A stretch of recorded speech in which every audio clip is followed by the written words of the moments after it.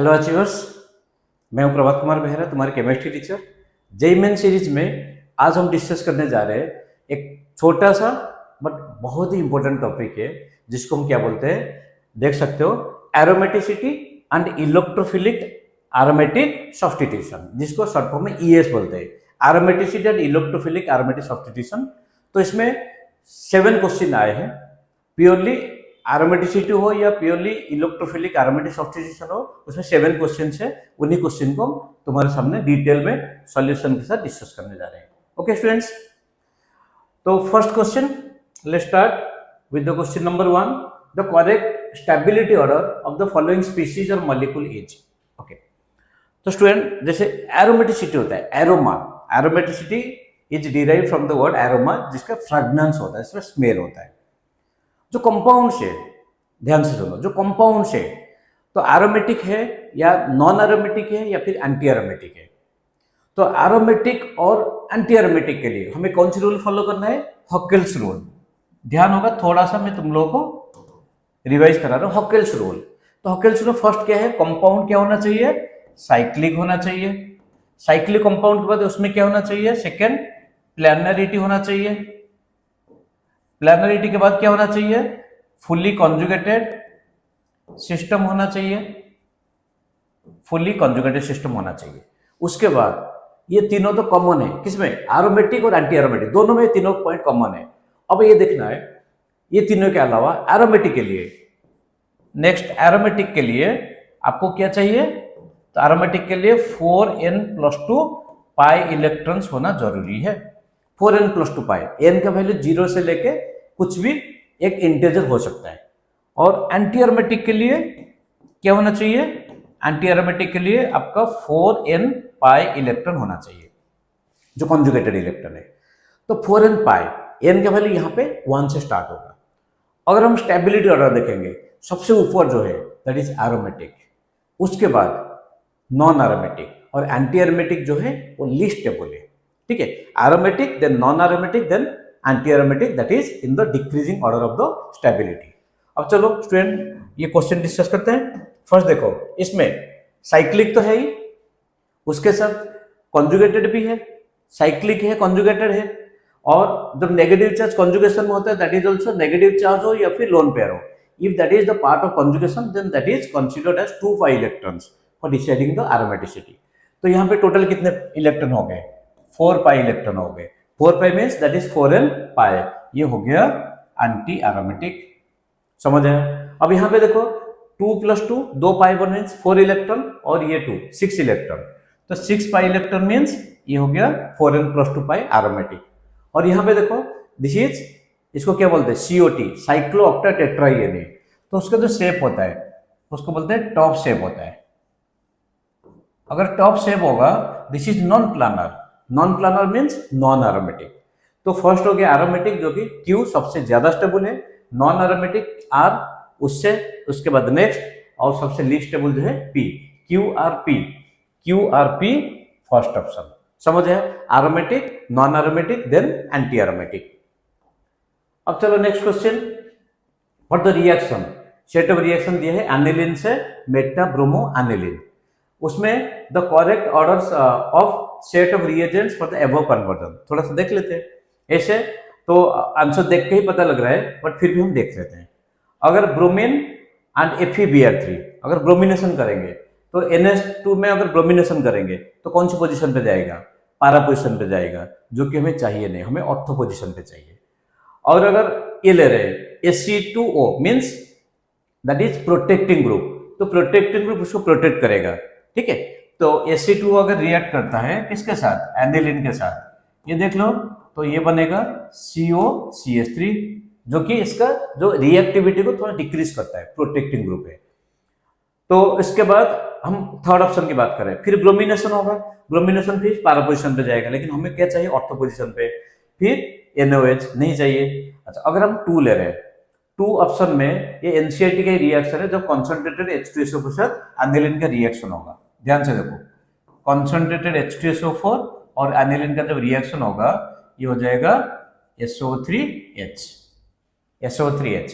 फिर इक्विलिब्रियम, क्योंकि acid base reaction हो गया, फिर इक्विलिब्रियम की वजह से इसमें हो जाएगा SO3H और दिस इज NH2। ये बन गया। ये हो गया कहां तक? ये फर्स्ट स्टेप। Sc2O, तो अगर यहां पे अगर प्रोटेक्टिंग ग्रुप हम यूज करेंगे तो क्या बनेगा?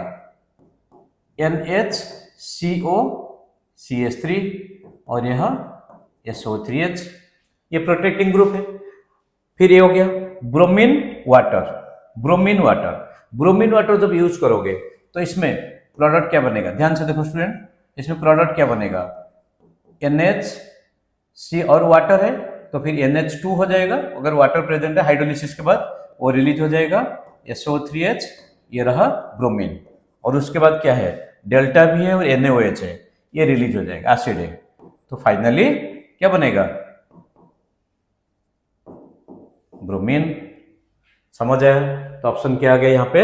Option is 2। नेक्स्ट थोड़ा सा अच्छा क्वेश्चन था। ऐसे देखो, जो भी इलेक्ट्रोफिलिक एरोमेटिक सब्स्टिट्यूशन है, आप चाहे क्लास 11 से लेके क्लास 12 तक, haloalkane, haloarene, alcohol, phenol, ether, उसके बाद aldehyde, ketone, then carboxylic acid derivative या फिर एमीन्स, हर चैप्टर में लास्ट को जो टॉपिक है electrophilic aromatic substitution.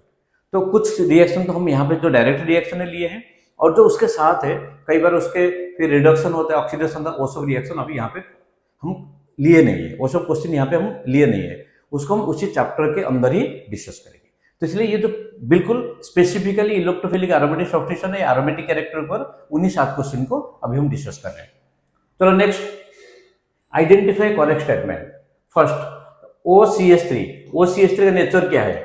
This is plus R group, और NH nitrogen contents lone pair, ये भी प्लस आर है। ठीक है, जब प्लस आर होगा ring activating and ortho para directing, R activating groups, बिल्कुल सही है। CN एंड OH, CN क्या है? माइनस आर, OH क्या है? Plus R. तो आर मेटाडाइटिंग नहीं, अगर माइनस आर है तो मेटाडाइटिंग, लेकिन ये प्लस आर ऑर्थोपैराडाइटिंग, तो स्टेटमेंट क्या? B, that is incorrect. CN that is again minus R and SO3 that is minus R, दोनों जो माइनस आर है दोनों मेटाडाइटिंग है, बिल्कुल सही है। ऑप्शन सी क्या हो गया? सही हुआ। एक्टिवेटिंग ग्रुप्स एक्ट एज ऑर्थोपैराडाइटिंग, बिल्कुल अभी हम डिस्कस किए थे। जो एक्टिवेटिंग है, एक्टिवेटिंग किसके लिए हो रहे हैं? एक्टिवेटिंग हो रहे हैं टुवर्ड्स द इनकमिंग इलेक्ट्रोफाइल। जब कोई ग्रुप नेगेटिव चार्ज बना रहा है, इलेक्ट्रोफाइल को चाहिए क्या? इलेक्ट्रोफाइल को चाहिए हमें नेगेटिव चार्ज, इलेक्ट्रॉन लविंग, उसको नेगेटिव चार्ज चाहिए। अगर रिंग में नेगेटिव चार्ज बन रहा है, चाहे स्ट्रॉन्ग प्लस आई हो या हाइपर कंजुगेशन हो या फिर स्ट्रॉन्ग प्लस आर इफेक्ट हो, अगर रिंग में किसी भी वजह से नेगेटिव चार्ज आ गया तो ring will be activated towards the electrophilic attack, electrophile को वो इन्वाइट करेगा। Okay, negative charge is available, the electrophile can easily attack, तो एक्टिवेटिंग हो गया। तो अगर हाइपर कंजुगेशन या फिर प्लस आर इफेक्ट है, जिसकी वजह से जो नेगेटिव चार्ज बनेगा स्पेसिफिकली ऑर्थो और पैरा पोजीशन पे बनेगा, तो जो इनकमिंग इलेक्ट्रोफाइल होगा वो कहां पर अटैक करेगा? ऑर्थोपैरा। इसका मतलब जो एक्टिवेटिंग है ऑर्थोपैरा, जो डीएक्टिवेटिंग है वो प्लस चार्ज ऑर्थोपैरा पे बना रहा है, तो मजबूरी से जो इलेक्ट्रोफाइल होगा कहां पर अटैक करेगा? मेटा पोजीशन पे अटैक करेगा। समझ आए? तो ये दोनों माइनस आर ग्रुप है, तो पॉजिटिव चार्ज ऑर्थोपैरा पोजीशन पे बनाएंगे, तो फिर इलेक्ट्रोफाइल कहां पर अटैक होगा? मेटा पोजीशन पे अटैक होगा, बिल्कुल सही है। एक्टिवेटिंग ग्रुप्स अटैच ऑर्थोपैराडाइटिंग, बिल्कुल अभी हम बताए। Halides are activating groups. तो हैलोजन का कुछ जैसे बोलते हैं ना अजीब सा किस्सा होता है, हैलोजन का अजीब सा किस्सा होता है। तुम फिर सोचोगे अजीब सा किस्सा क्या है हैलोजन का? हैलोजेंस, OH, NH2 ये सब का माइनस आई इफेक्ट होता है, इंडक्टिव इफेक्ट में माइनस आई इफेक्ट होता है, because more electronegative than carbon. अगर वहीं पर हम रेजोनेंस इफेक्ट की बात करें, मेसोमेरिक इफेक्ट की बात करें, हैलोजन, OH, NH2 ये सब का क्या होता है? प्लस आर इफेक्ट होता है। तो एक माइनस आई नेगेटिव इफेक्ट, एक प्लस आर पॉजिटिव इफेक्ट। फिर जो दोनों में हम कंपेयर करेंगे तो क्या होता है? प्लस आर इज डोमिनेटिंग, तो OH, OR, NH2, NHR सबका प्लस आर डोमिनेटिंग होता है, तो फिर हम माइनस आई को वहां पे भूल जाते हैं, माइनस आई कंसिडर ही नहीं करते। ठीक है, उसको प्लस आर इफेक्ट है, प्लस आर इफेक्ट लेते हैं। बट हैलोजन का किस्सा कुछ अलग ही है। हैलोजन में प्लस आर भी होता है, बट उन ग्रुप की तरह प्लस आर इफेक्ट नहीं होता, यहाँ पे माइनस आई इफेक्ट ज्यादा होता है, तो नेगेटिव इंडक्टिव इफेक्ट ज्यादा होता है, जिसके वजह से क्या होगा? रिंग डीएक्टिवेटिंग है, तो रिंग डीएक्टिवेटिंग है बट प्लस आर इफेक्ट तो है ही, जिसकी वजह से ऑर्थोपैराडाइटिंग।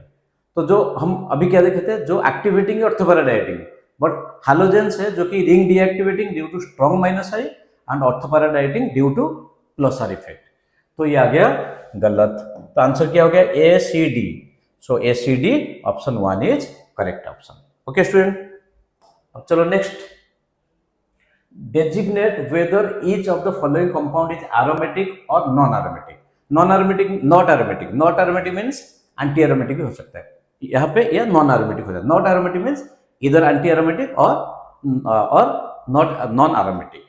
तो अगर हम यहाँ पे देखें स्टूडेंट, तो ये देखो फर्स्ट अभी डिस्कस किए थे एरोमेटिक कैरेक्टर के लिए 6 पाई इलेक्ट्रॉन होने से क्या होगा? एरोमेटिक। ये बिल्कुल एरोमेटिक हो जाएगा। 6 पाई इलेक्ट्रॉन, यहाँ पे प्लस चार्ज आ गया मीन्स 4 पाई इलेक्ट्रॉन हो गए, ये हो गया एंटी एरोमेटिक। यहाँ पे 2 पाई इलेक्ट्रॉन बाकी कॉन्जुगेटेड है, प्लानरिटी में है, ये हो गया एरोमेटिक। यहाँ पे 2, क्योंकि नेगेटिव चार्ज अभी जैसे बताया था, नेगेटिव चार्ज है लोन पेयर अगर कॉन्जुगेशन का पार्ट है तो फिर that will be considered as 2 pi electrons for deciding the aromaticity. तो यहाँ पे 2 + 2 + 2 6 पाई इलेक्ट्रॉन, तो ये हो गया एरोमेटिक। तो ये देखो इसको ट्रोपिलियम कार्बोकेटायन बोलते हैं, 6 पाई इलेक्ट्रॉन्स है, ये एरोमेटिक। अभी हम डिस्कस किए थे COT साइक्लो ऑक्टा टेट्राएनी, ये हो गया नॉन एरोमेटिक, ये एंटी एरोमेटिक। और इसमें 2 पाई इलेक्ट्रॉन है, एन वैल्यू जब 0 होगा 4n + 2 कितना होगा? 2 पाई इलेक्ट्रॉन, ये भी एरोमेटिक है। तो मतलब एरोमेटिक कौन कौन सी हुआ? A एरोमेटिक, C D देन E H, ACD EH, ये सब एरोमेटिक हो गए। बाकी जो बता B F G are not aromatic. तो ऑप्शन क्या आ गया? ऑप्शन आ गया 1। अब चलो next, X gram of nitrobenzene on nitration. Okay, तो nitrobenzene on nitration NO2 group is meta directing. तो नाइट्रेशन कैसे होता है? In the presence of concentrated HNO3 and H2SO4। So meta directing means यहाँ पे क्या बनेगा? मेटा नाइट्रोबेंजीन और मेटा डाइनाइट्रोबेंजीन। ठीक है, अच्छा। तो दिया X ग्राम, इसका मास X ग्राम है। ये देखो 1 mole of nitrobenzene will give 1 mole of Meta dinitrobenzene, इसका मतलब दोनों का नंबर ऑफ मोल्स बराबर है। तो ये कितना दिया है? 4.2 ग्राम दिया है। अगर 4.2 ग्राम दिया है तो नंबर ऑफ मोल्स कितना होगा? 4.2 डिवाइडेड बाय इसका मोलर मास हो जाएगा C6H4 2NO2, NO2 यहाँ पे 2 है, तो C6H4 का कितना होगा? 76 प्लस NO2 हो गया 14 प्लस 32, दैट इज 46 इंटू 2 92। ठीक है, तो ये कितना आ गया? 92 प्लस 76 दैट इज 168। तो 4.2 बाई 168 ये आ रहा है 0.025 मोल्स। बताओ ये अगर 0.025 मोल्स है, ये प्रोडक्ट बना है, तो रिएक्टेंट कितना होना चाहिए? वो भी 0.025 मोल्स। मास कितना होगा इसका? ये है C6H5NO2, तो C6H5 है 77 प्लस NO2 कितना था वहां पे? 46।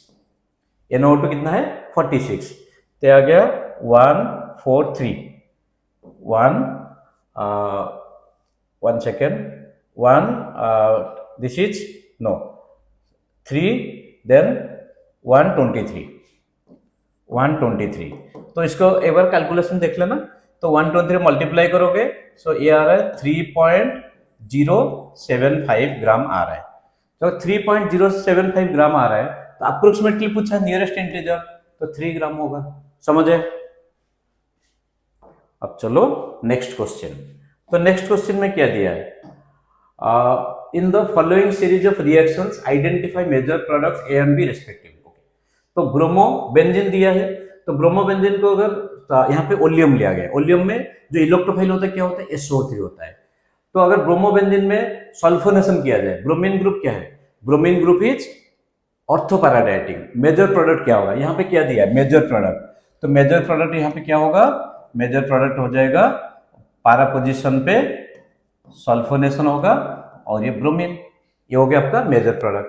उसके बाद फिर दोबारा ब्रोमिनेशन किया गया। तो अब देखो ये ऑर्थोपैराडाइटिंग है, पारा पोजीशन ऑलरेडी ब्लॉक हो चुका है, अब उसके दोनों ऑर्थो पोजीशन वैकेंट है। और SO3 क्या है? मेटाडाइटिंग। और कोइंसिडेंटली ब्रोमीन का जो ऑर्थो पोजीशन है SO3 का मेटा पोजीशन वही है। तो जैसे बोलते हैं सोने पे सुहागा, ठीक है, मतलब वहां पे प्रोडक्ट बनने में कोई भी दिक्कत नहीं होगा। तो ये आ गया, ये देखो, ये ब्रोमीन और ये ब्रोमीन। अब ए हो गया दिस और बी दिस, तो ऑप्शन क्या आ गया? ऑप्शन 2 आ गया। अब चलो,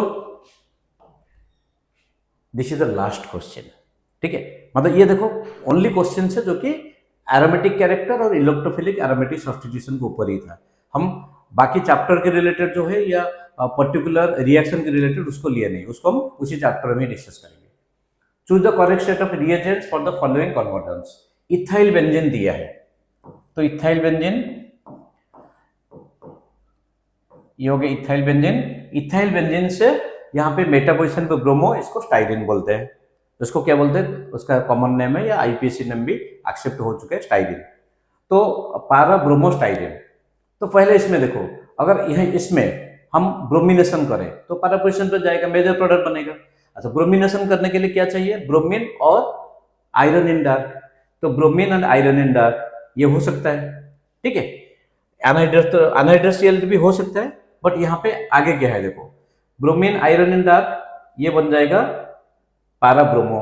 उसके बाद क्लोरीनेशन करोगे, तो क्लोरीनेशन किसके प्रेजेंस में करोगे? Chlorination means free radical substitution. तो इसमें अगर क्लोरीनेशन करोगे तो बेंजाइलिक पोजीशन जो है वहां पे क्लोरीन बनेगा, ठीक है, बेंजाइलिक पोजीशन पे क्लोरीन बनेगा। आप इसको ब्रोमीन, ये हो गया दिस, ये हो गया क्लोरीनेशन। उसको अल्कोहलिक के वजह यूज करो, अल्कोहलिक के वजह यूज करोगे तो इसमें क्या होगा? एलिमिनेशन होगा। तो ऐसे भी बेंजाइल पोजीशन क्यों ज्यादा स्टेबल होता है? Due to resonance. तो ये प्रोडक्ट बन गया और वही चाहिए हमें, यही दिया है। तो इसका मतलब आंसर क्या है? Answer is 3। ओके स्टूडेंट्स, तो इतने ही क्वेश्चन थे जो कि प्योरली इलेक्ट्रोफिलिक एरोमेटिक सब्स्टिट्यूशन और एरोमेटिसिटी के ऊपर थे। तो thank you for watching this video and supporting Prabhat chemistry. Keep watching Prabhat chemistry. God bless you all.